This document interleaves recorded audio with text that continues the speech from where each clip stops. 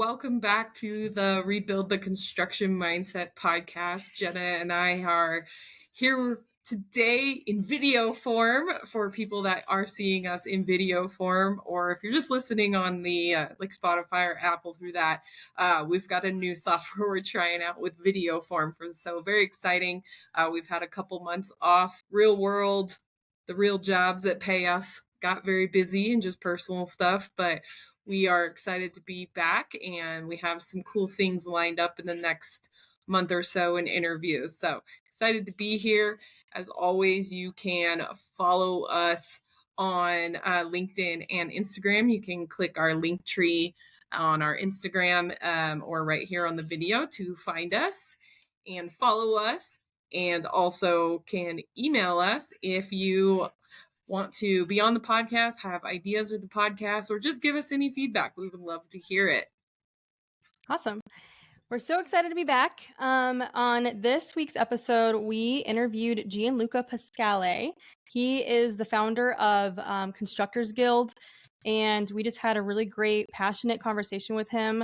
We think a lot of our listeners are going to relate with a lot of the things he's saying. He's not afraid to speak the truth about construction, and he tells the story of why he ended up creating Constructors Guild, and Kelly and I relate so deeply with a lot of the stuff he was saying, and quite frankly, I think we're all under the same kind of idea, and he really wants to change the construction mindset, which is why I think we found each other. So yeah, take a listen and let us know what you think. If you really want to be on the podcast and you resonate with things he's saying, please reach out to us via email or even LinkedIn or any other way. If you want to, if you know who we are, go ahead and call us, email us on our work emails, whatever. We would love to have you guys on. So yeah, enjoy the episode. Yeah. So I'm first generation born Canadian, but my parents are Italian immigrants to Canada. That's really cool. When were you born in Canada? I was. Or yes, did they? I was born in Sudbury, Ontario, which is a mining city, not a mining town. And my parents came in. My father in '68 worked a handful of years, went back, married my mother, and came back in '71, same year I was born. And they lived there for 3.5 years, and then they moved to a small community, small rural town about an hour east of there called Sturgeon Falls. And that's mostly French Canadian. I'd say about 60-40, 70-30 split. And my parents stuck me in an all French school system. Growing up at school with only Italian, because at home still to this day, it's only Italian and a handful of English words. And luckily for me, I picked up English and French as well. So, yeah, and only Italian family in the community as well. So we were very popular. My friends, when it came to being invited to come for dinner, everybody wanted to not only come, but also volunteer to be on the list. That's awesome. Yeah. I was saying, you're better than me. I only got one language, so that's English. So yeah. I think I tried to learn, Spanish in school. I think I tried to learn German before I was going to Germany. And did that for 50 days. I had a really exciting time. I thought it was really fun to practice and try and learn a different language, at least in German, because it's a very difficult sounding words and everything and the letters and stuff. So I had a lot of fun, but then I was like, what am I going to do with it now that I'm not going to Germany? I can't use it. So I haven't used it for 2 years at this point. That's awesome. Yeah. I took Italian actually in college. I really wanted to go to Italy, and that was it sounds really ridiculous, but I was like, oh, I'll just take this one, because now I should have taken Spanish, especially being in construction, and I don't know any Italian, I don't know any Spanish, so it didn't really help me. Well, I encourage you to keep, obviously I'm partial, but I encourage you to keep Italy on the list and to go. I'm fortunate and blessed to say that I go every year. And I just absolutely love it. I light up like a Christmas tree when I'm there. I just got back a month ago, Monday. I spent 6 weeks there. So I'm so jealous. That is my dream. Do it. So when you say so your parents immigrated from Italy, was your dad in construction or your mom in construction? Start with my mother, who's a very important piece of the puzzle, because you being Italian. A mother has a a very crucial and important role. And my mother was what is now referred to as a domestic engineer. So she was a house mom, and very important role because she kept everybody in line, and the house was organized, and there was always food, plenty of food to eat, and it was always very well cooked. Still to this day, she's an amazing cook. And my father was the entrepreneur. And my father, yes, he started working at the age probably around 11 years old, 10 or 11 years old. Started working away from home at 14. Straight into the trades. He worked around his place for 4 years, and then went to Germany for. Ironic that we mentioned Germany not too long ago. Went to Germany for 9 years, worked there. Came back to Italy, had a short stint, and then came to Canada as by then a mason by trade. So I grew up in the business. My father started, by the time he came to Sturgeon Falls, where I grew up, he had his own business with another partner, and they started off in masonry, but then branched off from there. They went into from the masonry business. They bought a concrete ready mix business, and in order to be competitive with the concrete ready mix, they bought an aggregate business where they crushed their own stone, made their own gravel, sand for the concrete ready mix, but also they started shipping down and selling into the southern province of Ontario, which is the province I reside in, but also in the northeastern states. So they were moving and shaking, and then that rolled into also general contracting and custom home building. Wow. So you've been in it probably for a while, because you probably started as like a kid in construction. Yeah, I've got a picture. I shared it with a friend of mine, ironically from Denver. You probably are connected with her, is Barbara Jackson. Familiar. You should. She's absolutely outstanding. I'll flip you her contact through LinkedIn. Yeah, you should. An amazing gem in the industry. Angela talked about her, I think. Sorry? Maybe. I think Angela might have talked about her in our podcast. That could be. So where was I going with this now? Forgive me. You asked the question, and I shared a picture with Barbara on one of her quotes. That's right. I got a picture of me, I'd say circa 78. So that would have put me at 7 or 8 years old with my father on a construction site. Yes, wow. I've been following my father around, or I had been following my father around from a very young age. And I started working summers in construction at the age of 12. So I've been around this business for a long time. And I don't say this, I want to be very clear. I want to preface the following, that I don't know it all. I've just seen a lot, and I've experienced a lot, and I've been very, very lucky to have been taught and mentored by some amazing individuals, without which I would not be where I am today. Right. So you being in it so early on, you've probably seen how it's transitioned at that point, right? And how it's not transitioned where it should have. Do you want to speak a little bit on that? Where I'll dial things back, 40 years, 35 years. And I still remember almost verbatim certain individuals giving me warnings just in conversation. We're having coffee, or we broke out for lunch. Conversation was not just smack talk, right? We talked about some serious topics. And some of those topics were what our industry needed to do to ensure that we kept kids involved. We're still seeing to this day that we're suffering quite a bit from it. We can dive into that if you'd like a little bit later on. But there's also just a reputation of the industry. And I remember some of these conversations, because I worked the line on Mason. I know how to lay brick and block. And some of these Masons were saying, listen, there's going to come a day that nobody wants to do this job. And look at now, masonry is like the dying breed. Pretty soon, you might as well call them Masons. You might as well call them doctors, because it's going to cost you that much to get people to do that, to do veneer. It's very true. I think that we could have projected early on that we'd have a labor shortage. Do you think we probably could have saw that coming earlier on?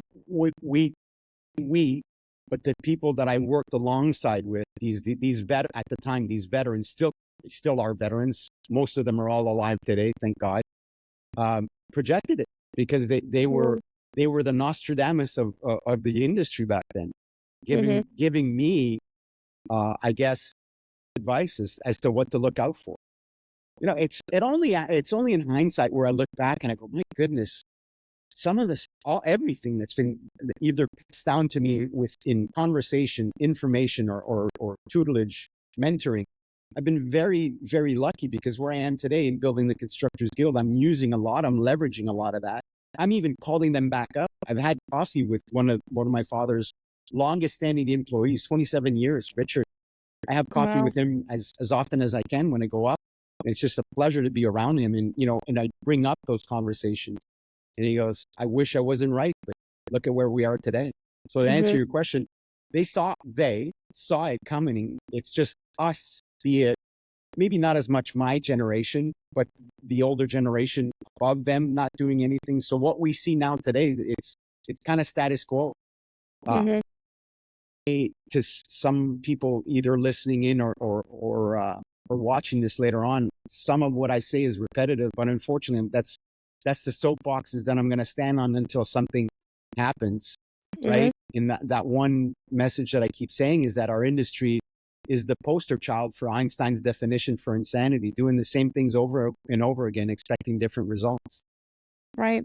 So Which it's is so that true. benchmark's never moved. We've gotten older, but the way we do things is always the same.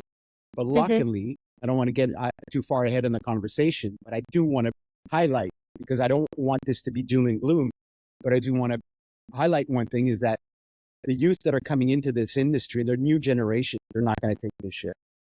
They're not. God bless them too. I'm so proud of them, because they are what we need. And in what we're going into now might look very, very dark and gloomy, and it could be, but it's also, Tony Robbins has this thing where change happens in winter, and he's not talking about, the seasons. Winter is by definition of Tony Robbins means where it's dark, where it's gloomy, where things don't look as prosperous. The economy might be slow or down. All the things that look presently for us in the construction industry, be in Canada or in the United States. However, it's where some of the biggest businesses or biggest breakthroughs happen. And for us, that's what I share with people, whoever wants to listen, is that this is an opportunity of a lifetime.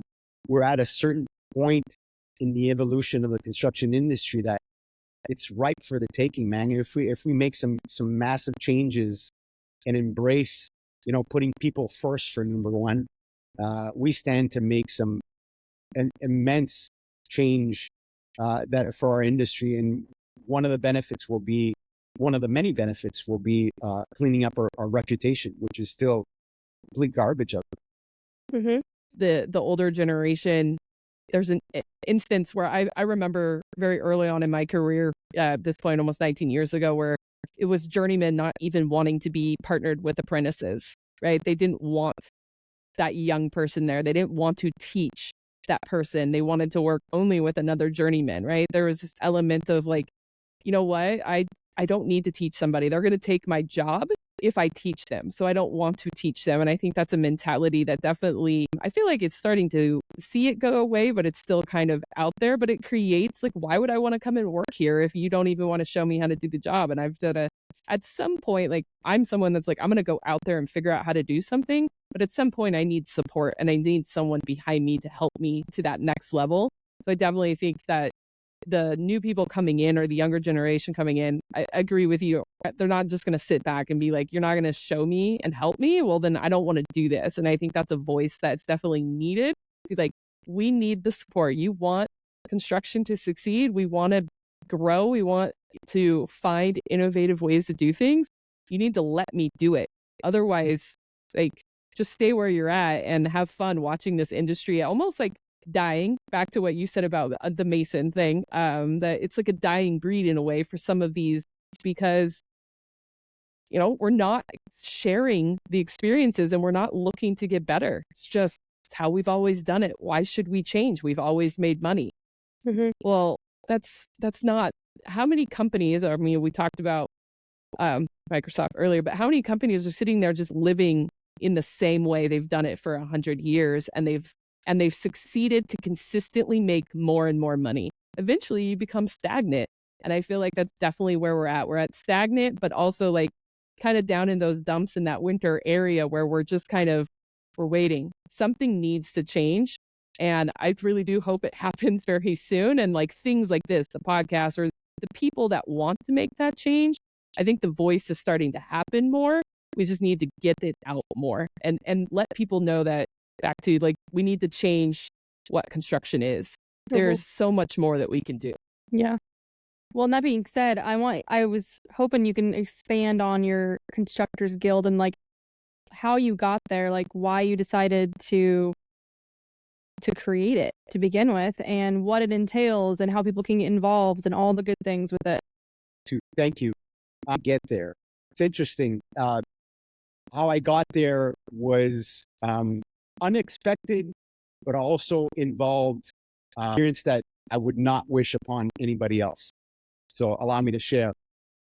The experience that one is unexpected was fell in love with personal and professional development. I'd say 12 years ago, I started investing a lot of time, effort, and money, obviously, in just, taking courses, joining masterminds, joining entrepreneurial groups, coaching programs, getting a coach. And I got bit by the bug. I saw how it changed my mindset. It expanded how far out I thought. It changed.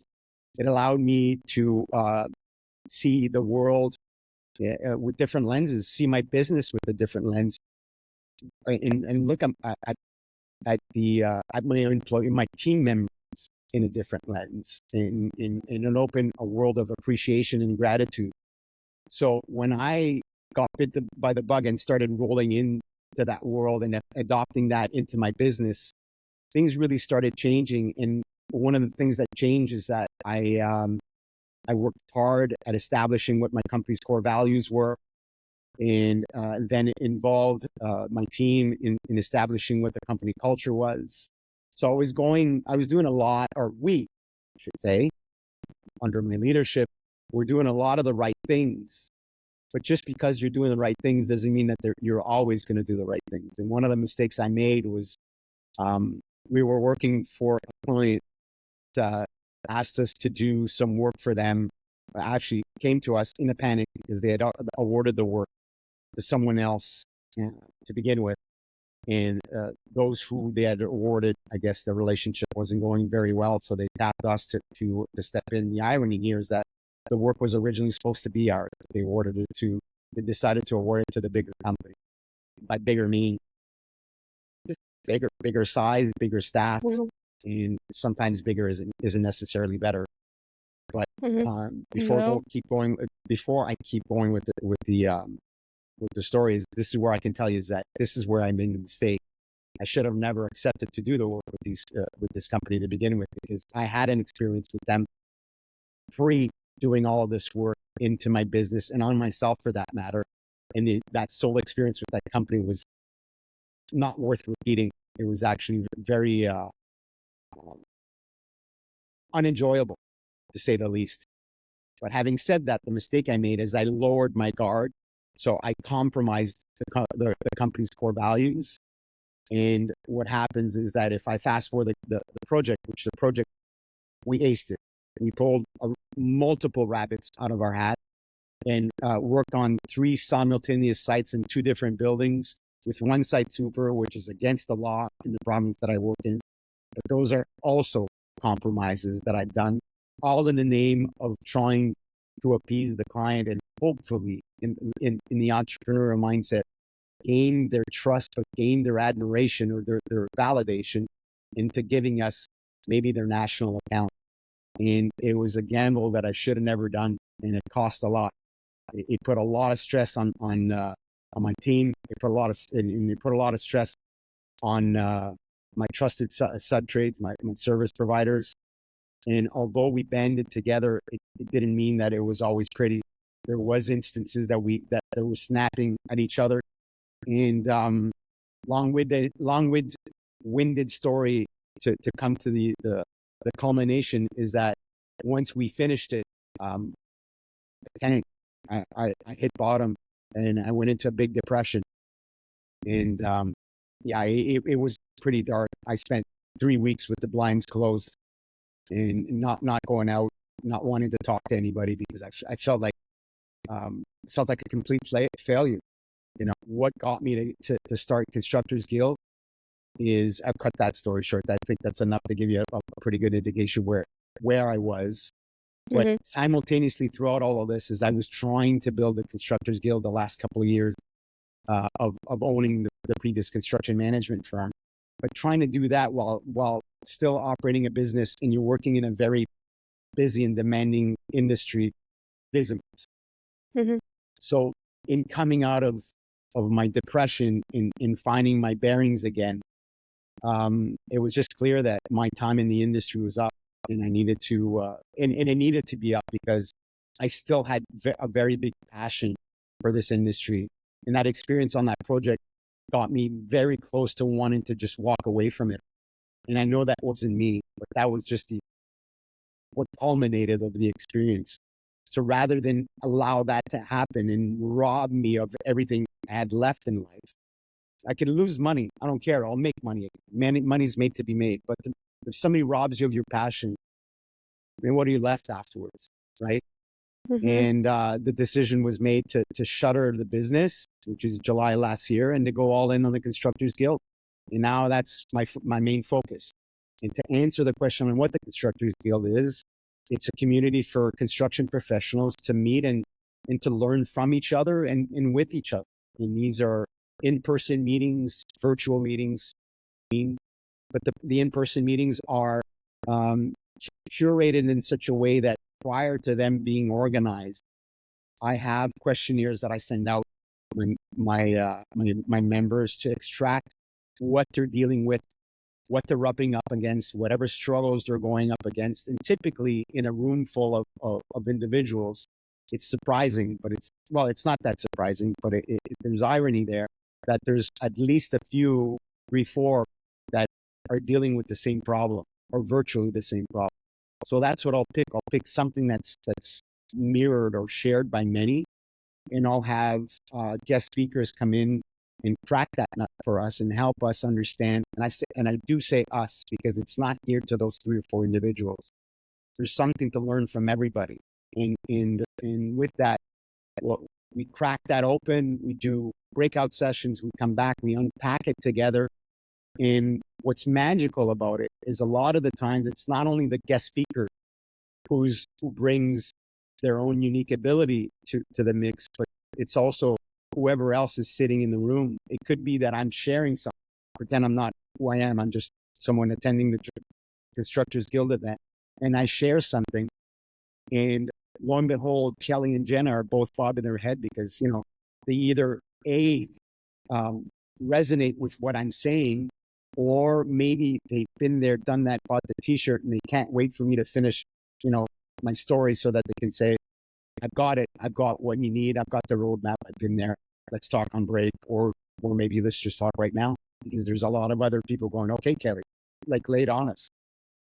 So that's the type of stuff that proves direct mentorship, but that's proved just how much knowledge sits in this industry that we're not doing anything with it. And an analogy or an example, actually an example I could give you is when Tesla was purchased, first things they decided to do was to open source how they built the vehicle. And a lot of people don't realize that BMW and Mercedes have Tesla to thank for coming out to the EV market as fast as they did. So I would like the Constructors Guild to be the Tesla of the construction industry. Open source knowledge, because we all stand to benefit from it. We've got a shitty reputation.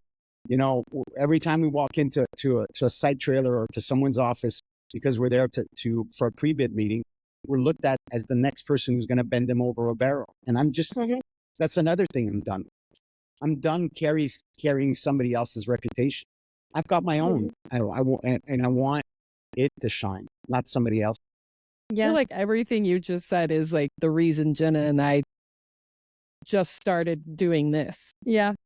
Is coming after a session and spending time and going, I wish there was more time to talk about this stuff and get deeper dive into the things that people are uncomfortable talking about or need to talk more about. And I mean, everything you just said, I'm just like, that's exactly what we need. And it ties back to more knowledge. We need to change what's going on out there, and we need to do it now. Otherwise, we're just going to get worse. So, I mean, that to me, I'm like, hey, you're in the right spot with us, or we're in the right spot with you. Maybe that's a better way. Both. It's both. We all got a great gig going on, and that's why I think this is a good point for me to say, you're just lovely, because you made me feel comfortable from the get-go, and this is it's evident in the conversation. So thank you. I know it's a little bit early for me to say this, but gratitude is always welcomed in my space. Having said that, Yeah. I want to share something else about the Guild, is that it's not just what I refer to as shop, right? So Lord knows we need help in talking about construction and how we do construction and how we can get better at construction. But one thing that our industry does not do is look at the holistic side of it. So what we do is, I'll bring in, as a matter of fact, the inaugural event, I had somebody come in to talk to us about two things: inserting play in the workplace in order to improve culture, and he came to talk to us about mental health. When's the last time? Like, there is a bit of talk on that, but we got miles and miles to go before we even put a scratch on it. Right now, it shouldn't be even considered surface level what our industry is doing on those topics. But imagine if we talked about that, about health and wellness, about diet, about sleep, exercise, relationships, negotiation, Trust. everything we do in our industry. We just seem to be staying in this same circle. We don't go beyond the boundaries. But everything else that I've just mentioned just now, the whole, I call it the holistic side of things, that's just on the outside of those boundaries. Let's bring some of that stuff in, Let's start. People are afraid to be vulnerable. They don't want to be vulnerable. The word that show everybody is afraid to embrace. If we embrace our vulnerability, it's like the master key to everything else. The moment you embrace your vulnerability, everything else opens. It's uncomfortable, but you know what? Everything in life that's good is uncomfortable, is hard. So embrace that instead. And that's where I feel if we can pull in the youth, and that's where we stand to learn a lot about our children in our youth coming into the industry, because they have a lot better grips on that, And imagine if we embraced even reverse mentoring, meaning that we learned from the younger generation. My business mentor, my business coach, he has mentors and this guy's, he's 73 or 74, one or the other. So he's getting up there, right? He's got mentors, 18 years old. And as far as, I think the oldest one, he said he had 93, and everybody in between. Mentorship is never always meant to be someone who's older than you. You stand to learn something from everybody. The obvious with our youth is with social media. They could teach us so many things about social media. And Lord knows our industry needs to have a better and bigger presence on social media, because everybody's on it. At least the kids are. So why aren't we where the kids are? We want and I say the kids, I shouldn't say that, but the youth. If the youth are there, why aren't we going where the youth is? The youth aren't interested in our industry. Yeah, but where are you advertising, man? You know what I mean?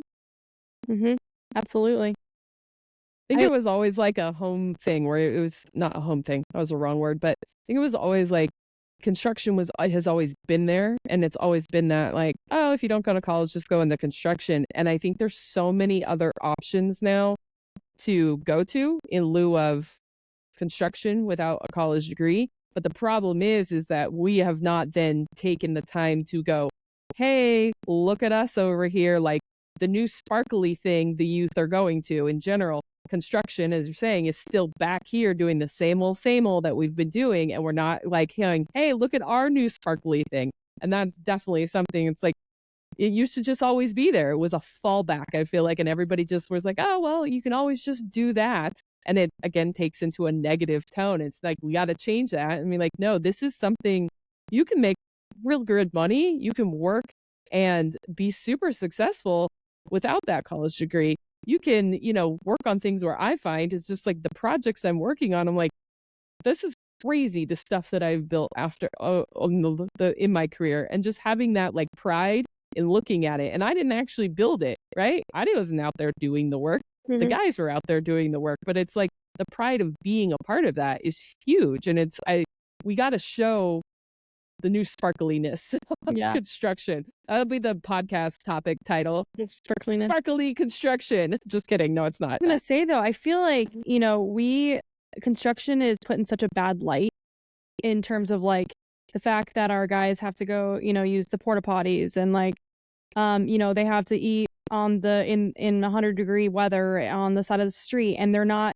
ever like, there's always Karens, back a letter term, calling about, the construction guy that looked at them wrong. Like we're just like constantly being put in a really bad light. And I feel like just in general, like I work in a lot of healthcare projects, and so I'm on site in active hospitals a lot.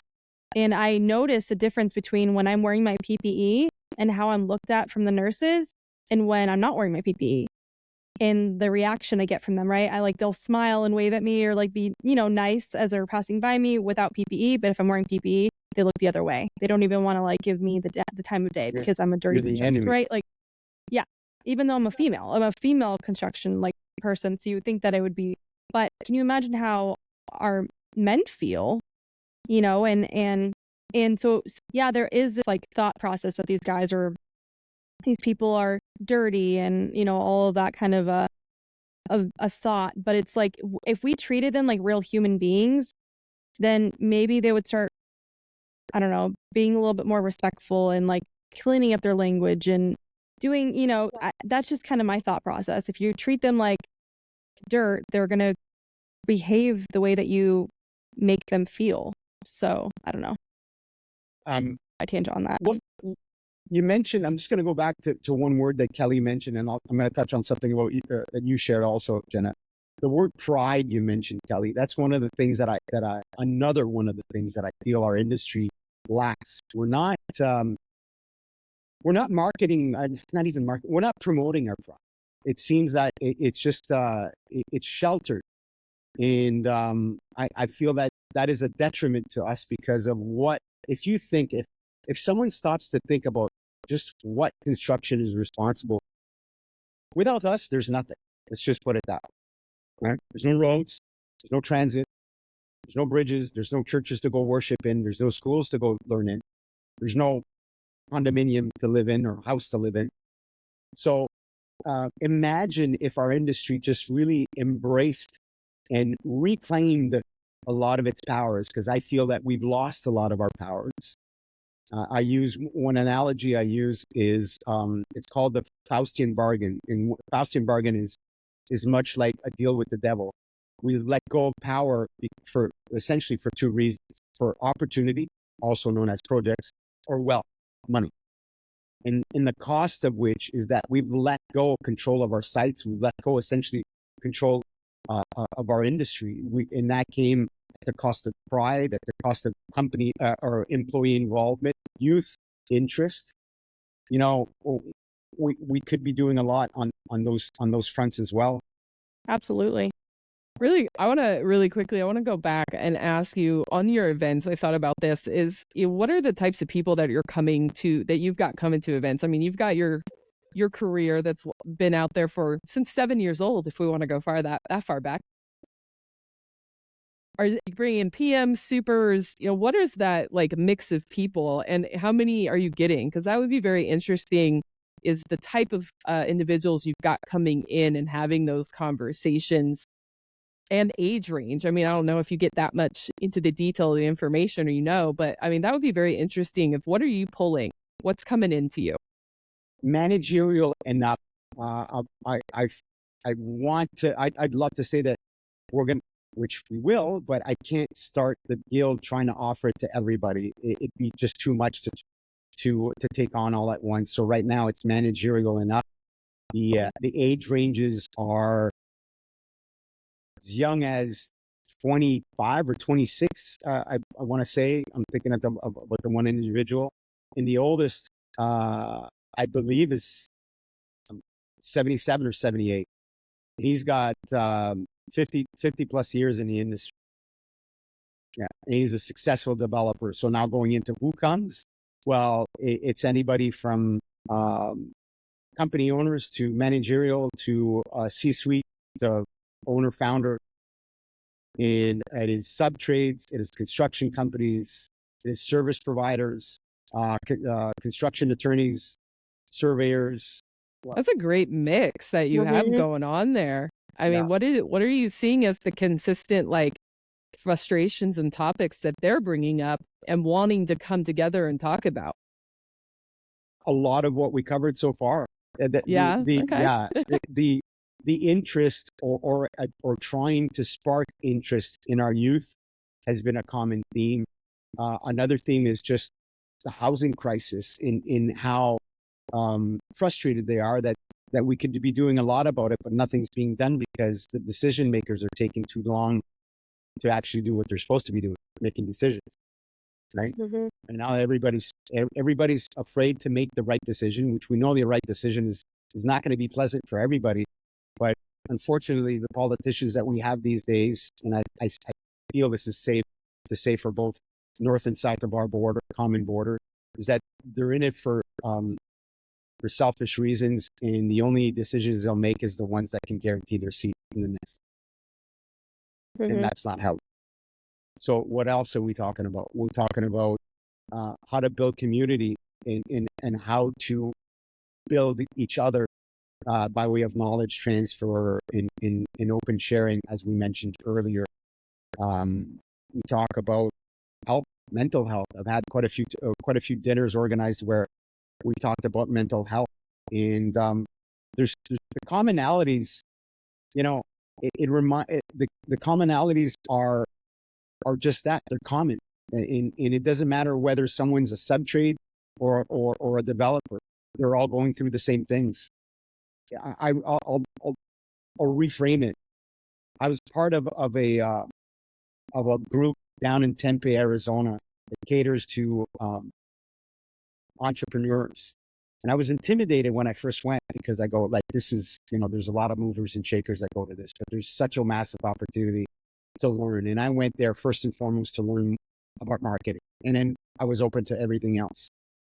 One of the things that marketing was something that intimidated me, but the other intimidation was, well, what's little old me going to have in common with these other bigger, smaller, medium fish at these events or in this group? And it was astonishing just how much we had in common.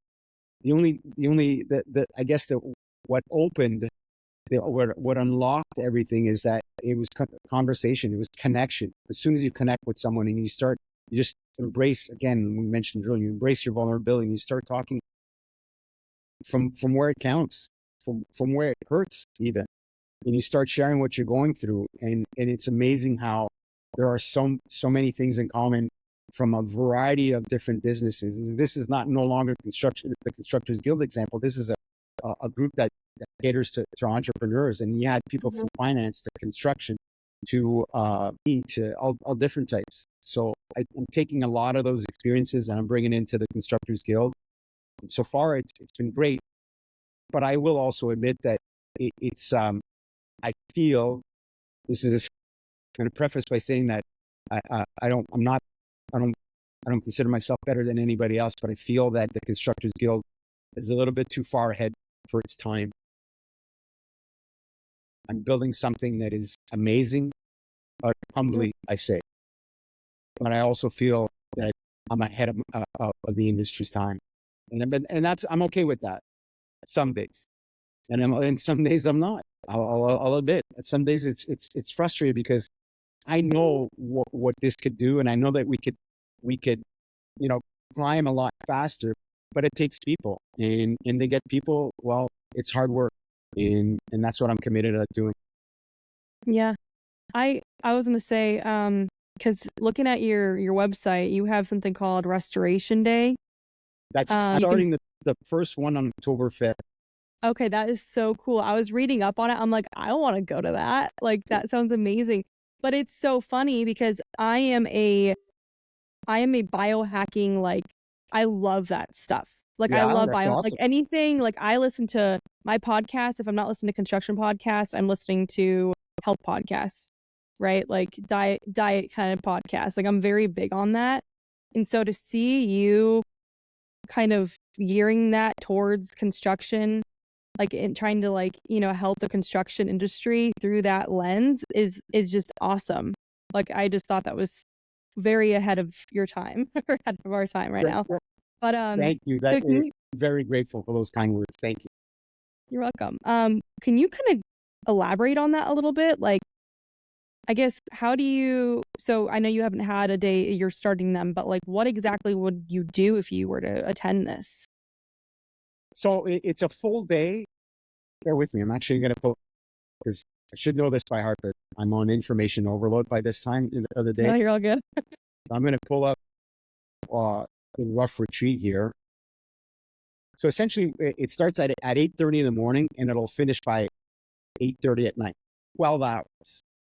And I hope those who are coming on October 5th are not listening to this, because I don't want to give too much out of the bag. Yeah. This is a good point for a good time for me to share that even with the Constructors Guild, when I organized events or even dinners, there's no agenda. And I learned this from someone who's a great friend of mine, who I was part of his group for a couple of years, and I still consider him. He is a very good friend, but he's also, I look up to him as a mentor. And he told me a lot. He taught me a lot of things. And one of the things he taught me was no agendas. Agendas are an encouragement for people to take off with it, right? They come in prepped.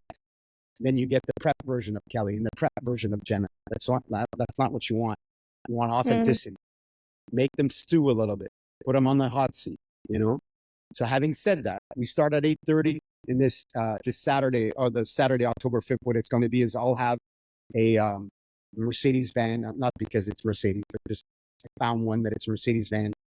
Clean, it's nice, fits people. And I'll organize it where we meet somewhere common, probably just north of the city. And I'll pick everybody up, and then all the transportation for the day is taken care of. And that's part of the experience. I want people to just, like, you know, we go, you know what, out. I'm not going to say that because I probably, it's not right to say on the podcast. But that's the speed we go in which. We work in a high pressure, in a high stakes, and also high stakes environment. For one day, for half a day, for 12 hours, I want my people, my community, to come in, check their hat at the door if they may, and just let go. So that is one way I can achieve that. We're going to go down to yoga, a place that I'm familiar with, through a friend who hooked me up. I rented space. We'll be doing some yoga, some breath work, and some meditation, which we'll do breakfast, and on a party breakfast, obviously, and not the deep fried stuff. And then a hike, whereby I'm going to take them to another spot that I know of here in the city of Toronto, where it's absolutely gorgeous, because by the time you go into the trails, and shortly afterwards you look up and you wouldn't even tell that you're in the middle of a city that has a population of 3 million. You'd think that you're actually outside of the city. It's so quiet, so lush and green, and it has a stream that flows through. It's beautiful. So we'll do a hike, and halfway through the hike, we'll stop and we'll do what I refer to as group counsel. So by then, I'll use some of the same. I will have made a office to be able to extract the information from my guests and pick one topic, and we'll unpack a topic together. Essentially, maybe a bit of a small mastermind. And we'll come back from that. We'll go into lunch. I think lunch is delayed. Forgive me, that's not even the right one. It's okay. You're not locked into that agenda yet. You're all right. And then after that, I've got in the afternoon, I have a workshop who will be facilitated by a friend of mine, and she works in the space of that, just optimization and just anything that is health and wellness related. So I picked a topic. She's going to come to talk to us about that. And I'll have, at that, I'll have some other snacks, maybe healthy fruit, and some healthy snacks and some fruit. From there, we're going to go take sauna and cold plunge therapy. And we'll finish with a nutritious dinner, which is also accompanied with additional discourse. Yeah, we'll fly out there October 5th. That sounds amazing. And listen, this is just, it's the inaugural one. I've spoke to a few friends of mine who are in this space, in the health and wellness space, and I ran a lot of these ideas together and how they're helping to nip and tuck things. I'm confident. I'm happy with what I put forward as my first step. It is inaugural. I'm not saying that I'm leaving anything on the table. As a matter of fact, I feel that I'm putting a lot of value out, and hopefully, God willing, people are gonna recognize it, and it'll just parlay from there, right? Yeah. What I'd love is that people, I want to be able to set a standard in the morning where they can kind of take a snapshot of themselves, and even if they have to take a selfie. It may sound strange. I've done it when I went down to Costa Rica for ayahuasca. I did selfies every day for a week to see what the difference would be, and it was massive. But I can just imagine that just by doing something like this for somebody who works in an industry, 12 hours of disconnect, it's going to show in your face. And again, hoping that they're not listening, one of the things I want to encourage them is that I want to offer them that if they want to put their phone on vibrate or turn it off, they can hand it over to me. I'll keep all of the phones, and I'm also willing, and this is something I'm going to test with them right off the bat, I'm also willing to create a WhatsApp group for their wives or their spouses, their husbands, their partners, or their children, so that we can connect at least one of them. God forbid somebody needs to be in contact. I'll have my phone operational all the time, and I'll be checking all the time. That way it gives them 12 complete hours just complete disconnect, because I would rather them have that than to do, finish a hike and maybe they read a text and it just ruins it. Yep. Especially work text.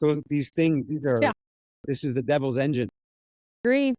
Yeah. That's why I have two phones. I keep them separate for a reason, because I had them as one phone for like 3.5 years, and I can't do it. It's so hard to disconnect.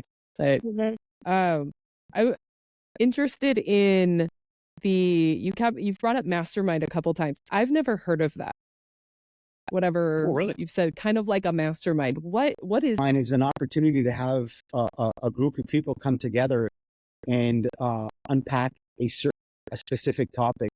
There is of an agenda, not placed ahead of time, but an agenda in which that you have a mastermind where the topic is presented, it is picked away so that the pieces are a little bit more manageable, and then people are then separated so that they can have the pieces and see how they're pieced together and see where the weak points are, where things can be strengthened, and then we come back together and reassemble everything in order to see how that specific problem can be rectified or improved. And it's brain power, right? Yeah. It's always no bigger. They say the sweet spot between 5 to 7. I'd have to agree. I prefer 5, because anything for me personally, 5 has been the one that's been awesome. This one here will be 9. We'll make do of it, right? That's fine. But if I were to have a personal mastermind, that's where I cap mine. If it's for personal reasons, but for business, I'll increase it a little, but never more than that. A little bit like, have you ever heard of Ripple Intent? I have not, no. Okay. So I don't know if it's a Colorado thing specifically or Kelly. It started in Colorado. Kyle is for last name, but yeah, it started in Colorado. It has grown to multiple other states. I believe they've down like Texas, I think maybe Phoenix, California. It definitely started in Colorado. And it's like a once a month kind of get together, and it's definitely focused within the construction industry. I know, Jenna, you've been to one more recently, so Yeah. you're saying it sounds very familiar. Yeah, it's kind of like a mastermind in a sense, where they basically will come up with something similar, like a topic.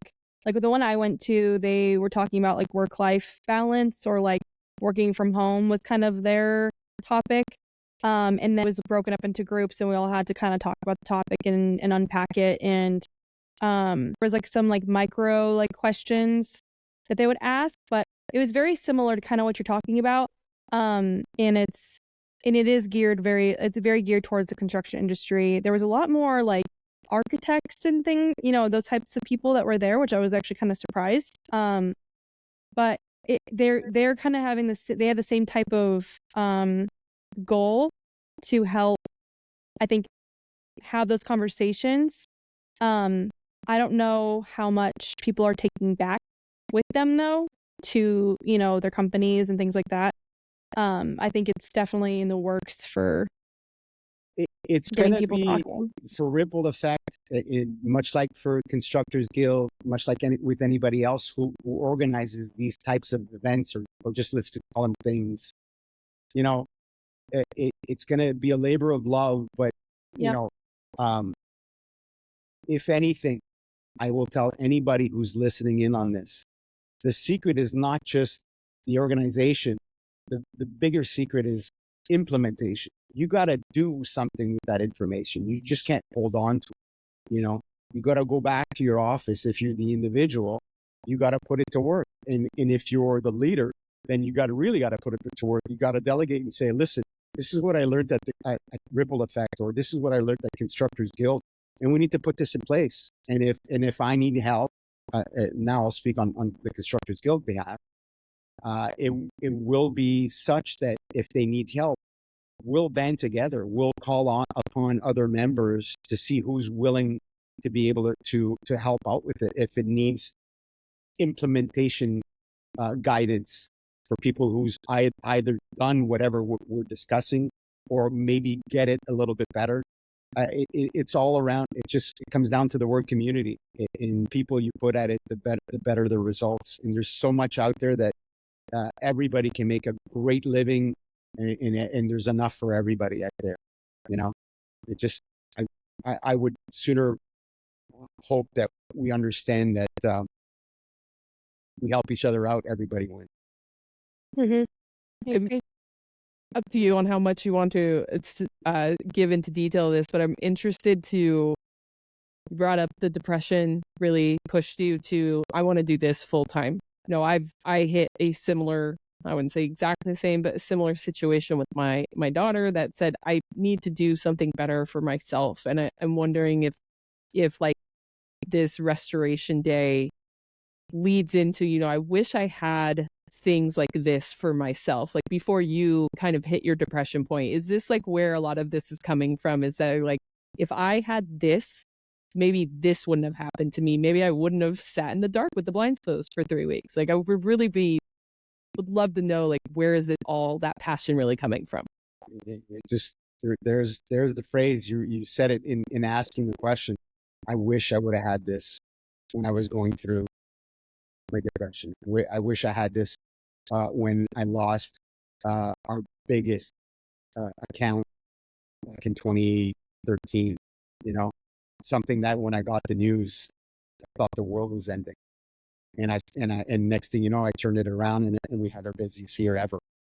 But still, it is everything that one can experience, be it as an employee, or a manager, or a leader, or an owner founder. I've done, for me, luckily, and I'm really blessed with that. But I've worn many hats. I've had a lot of experiences wearing all those hats. And my organization is all about that. I wish I had.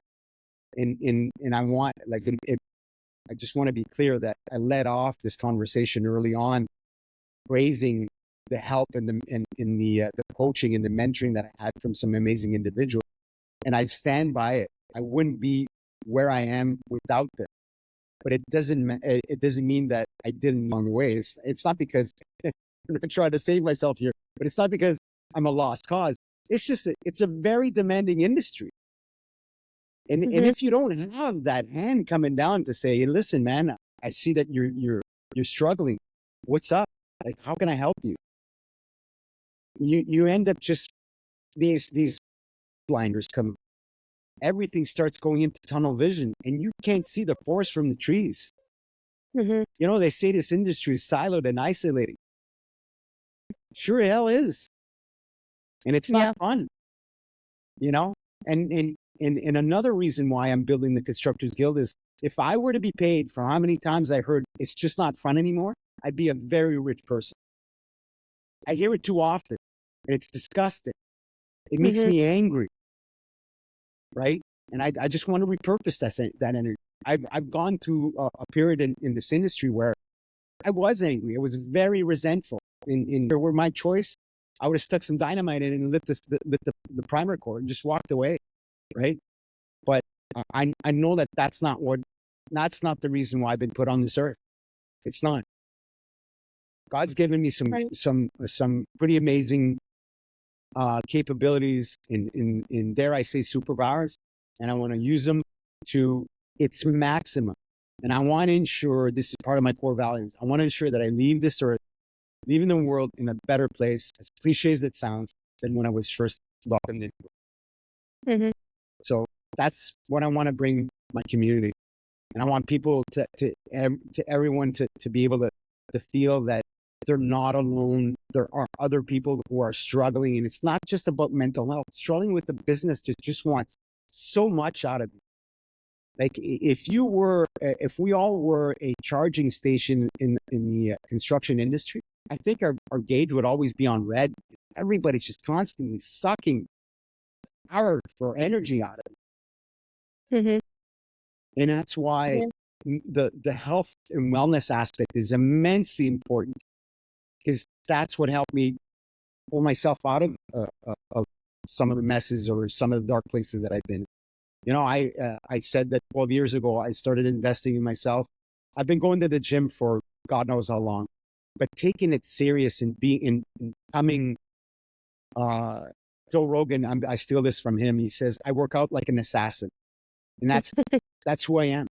If I don't work out, because I'm a high energy person, if I don't work out, I get squirrely. So I started recognizing these things, and these can come from wisdom. But I don't want people to, you know, at the same token, I don't want people to figure this out at 40 or 50 years old. I want them to get this information and go, you're X, and this is what you do to stay in shape, and this is what you look like. I want some of that. Great. Start doing it at 25 then.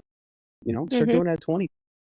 Yeah, we don't want to wait for the depression to hit, the major family problems to hit, all of these major health issues to hit for us to decide that's what it is. And unfortunately, you, myself, a handful of people I feel like are in this kind of like we want to improve the industry because of that exact reason. We've hit that point where like we can't keep doing this and we've got to stop. Otherwise, the whole industry is just going to we're going to lose people even more than we're losing now. So here's, if I may, I really want to take advantage to share the following. This is probably going to be heavy for the listeners, but they got to listen in. If anything, this is the one point that I want people to really zone in on, is that if we do not change, things are going to get ugly in this industry. And I'm going to tell you right now, I don't know that we can make it through it. I don't. I think it'll be enough to buckle us and then put us on all of the industry to its knees. And let me remind you, whoever's listening, that if we go down, all of the economy goes down. Because as you remember, I shared earlier, we build everything. So without us, nothing moves. Zero. So I mentioned earlier, we stand at an evolution within the life cycle of construction, that if we take advantage of bringing these changes on, we've got not only a fighting chance, we've got a great opportunity. It's a once in a lifetime opportunity to change our bad ways, our misfortunes, or bad decisions, and really take a different turn and go down a path that is greener pasture, and that will afford us the luxury, if I may, to have great experiences again, and to build great relationships, to do actual work based on trust, which only come if you invest in building relationships. These are the things that our industry is missing. It's completely void of it. And I would like also to share that I'm convinced that the reason why we don't have these things is because the old guard that's in place now finds it convenient for them, because that's how they've always done it. And that's another thing. If I hear somebody else tell me that, I'm going to slap them across the face. I'm being a little bit theatrical, but it gets my ass puckering every time somebody says it. Like, Gianluca, this is how we've always done things. The easy button. Sorry? Why do I want to? It's the easy button. Why do I want to change it? I'm at the end of my career. I don't want to change anything. Why would I need to do that? Mm-hmm. But you guys worry about that. I don't need to worry about it. It's also convenient because that's how they've conditioned the industry to make money. They make money off the backs of people. It no longer works now. It's enough. We need to make it conscious capitalism, right? And that's a term that does not belong to me. It belongs to a friend who shared it with me, and I'm sure it doesn't belong to him. But I'm going to give props to my friend Ian. But that's what we need to be embracing, is to be really conscious about our people and what we do for our people. Because without them, I think I should have to say this, but I'm going to say it anyways. Without our people, we're nothing. So how is it that we're not taking care of it? Mm-hmm. Well, your passion's got me so fired up. I'm like, so I just want to take over the industry and just help try to change as much as we possibly can. Like Kelly and I, whenever we talk about the podcast or get on the podcast or meet for the podcast, I get so excited again, because it's this passion for wanting to change and wanting to love your career, because we all love the industry. Clearly, we're in it. We've been in it.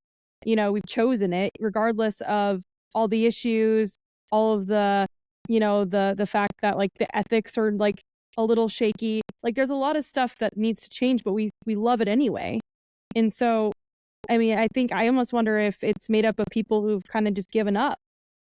There are some of those. Well, you know what? They're not that far off that you can just reach out and they'll come back in. What they're missing is one of the biggest things that's missing here is connection. Mm-hmm. People feeling appreciated, heard, and understood. Two things that I can't remember where it happened and when it happened, but it wasn't too long ago. And I actually complimented. First, I think it was in the back of an Uber where I was on the call. It just made me sit back. And I told the individual, I go, listen, I gotta stop you. He goes, why? What's up? I said, everything you repeated to me, because this was something that we were working on. And just the way he repeated it to me on him calling me to double check, hitting the lottery. And I had to share with him right immediately. I said, listen, the feeling of being heard and understood, it's priceless. And I want you to know that everything that you regurgitated to me is exactly what was in my mind. And it makes me happy that somebody gets it, because sometimes I feel like I'm trying to explain myself and nobody's understanding.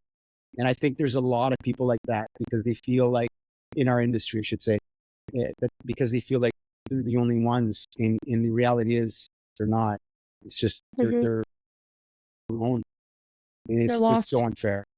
Or they've been beaten down for so long that they just, shut up and get it done. Yep. How many times did we hear that? That we've others or spoken to others, and I say we, just the industry now, right? Yeah. Mic'd, what would happen if we were like a football team that get mic'd to the actual verbiage or to the phrase used? You wouldn't be able to present yourself in public. Mm-hmm. Now, unfortunately, that's a double-edged sword, because a lot of that is internalized by people, and after that, they start using that same on themselves, and that's what beats them down even more, because they start believing it, and the inside voice in their head starts saying the same thing over and over again. It's a vicious circle. Mm-hmm. It is. Thank you so much for hopping on and for just your passion in general. I mean, I feel like the types of listeners that we have are just as passionate as we are about this industry, and that feel a lot of the same things. So if people wanted to kind of learn more about you and learn more about what you're doing, like where can they find you? They can find me on LinkedIn. I'm trying to my best to build my personal brand and also highlight the brand of the Constructors Guild there, which they can find a page for the Constructors Guild as well on LinkedIn. And then there is also the Constructors Guild's website online. I'm happy to, after the fact, send you an email with all of the coordinates. If you do show notes, I'd appreciate it if those could be popped in there. Absolutely. Yeah. Shoot those over. Awesome. Listen, it's a question of finding each other. Evidently, we found each other, and as much as I have a love-hate relationship with LinkedIn, I'm very grateful for LinkedIn to have given us the ability to find each other. And where I'm going with this is that you mentioned that there are others, and I'm convinced, I know there are others. There's quite a few others. So I just want them to take that first step, man. Step up to the plate. Let me hear you. And if you, and one of the things that I do want to real quick mention is that I've come across people share with me that they are afraid to speak up because they're afraid to lose their job. So that's another thing that's bad in our industry. People should not have that fear, right? You need to be respectful for the employer that you work for, obviously, but you should be able to engage and like and comment on whatever you want. And I'm seeing or hearing also people coming in on the DM, and they're telling me, man, I love what you're talking about, but unfortunately I can't do anything about it. Best I can give you is DM. I'll still take it, but I encourage them to really lean into it, because if you don't, it's just going to take longer.